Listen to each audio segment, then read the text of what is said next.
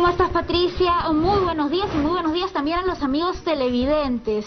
¿Cómo atender a un paciente COVID que está saturando menos de 94 en casa? Pues el doctor Fernando Zarzosa, médico neumólogo de la Municipalidad de Lima, nos va a contar qué medidas tenemos que tomar con un paciente en casa también para evitar los contagios a los demás familiares. Buenos días, efectivamente vamos a hablar sobre la oxigenoterapia, que es parte del manejo integral del paciente COVID. Es un tema donde los pulmones son afectados en grados variables, desde muy leves hasta moderados y severos, ¿no? Y se intenta manejar en la casa, dada la falencia de los centros hospitalarios, ¿no? UCI, cuidados intermedios, no hay.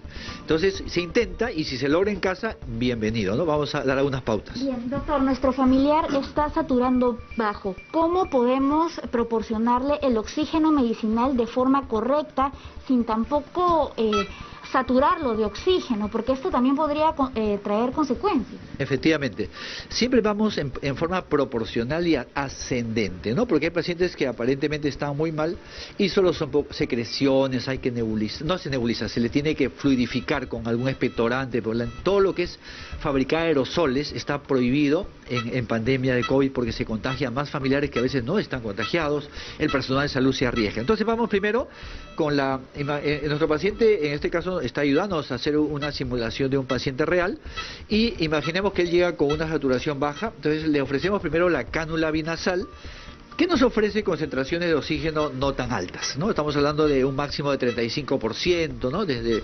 24, ¿no? hasta 35. Entonces ofrecemos la cánula, tiene que ver cómo se coloca, como un bigotito de abajo hacia arriba, como una corbata, ¿no? Entonces se sujeta ahí, se ajusta confortablemente y se espera unos minutos a ver cómo recupera su saturación. Muchos pacientes que vienen valores bajos, con esto simplemente ya compensaron y es suficiente, ¿no?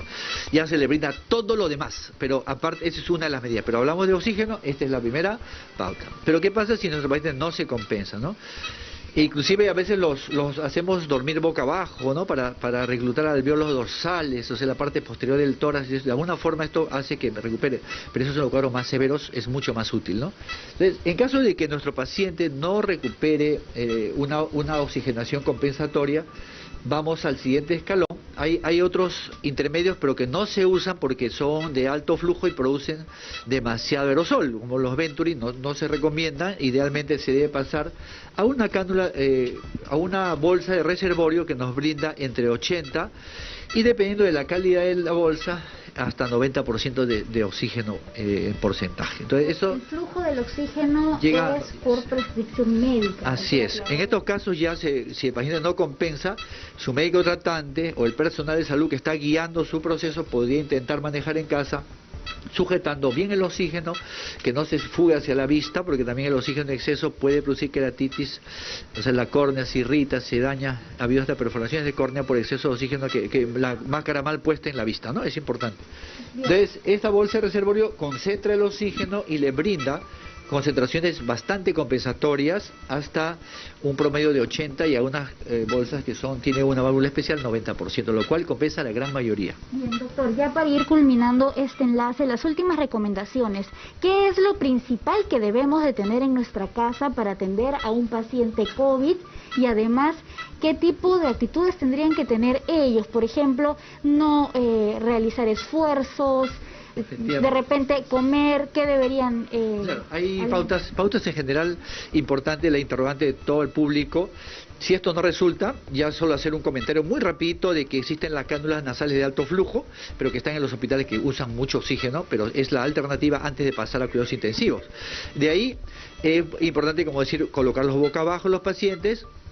Y lo más importante es la bioseguridad. El paciente COVID es un paciente inmunosuprimido y solo está con un virus, pero se le ingresan las bacterias por descuido. Entonces, si él, por ejemplo, quiere acomodarse la mascarilla, debe desinfectarse las manos muy bien para no contaminar. De repente ha salido del baño y un germen del baño, de la vía genital o urinaria o fecal, es muy peligrosa para él. Lavado de manos antes de tocarse la máscara, ¿no? Y esta es una buena opción. De ahí viene ya lo que es hospitalario. Bien, muchísimas gracias, doctor. Esta es la información que tenemos entonces desde el Cercado de Lima. Retornamos a Estudios Centrales con ustedes.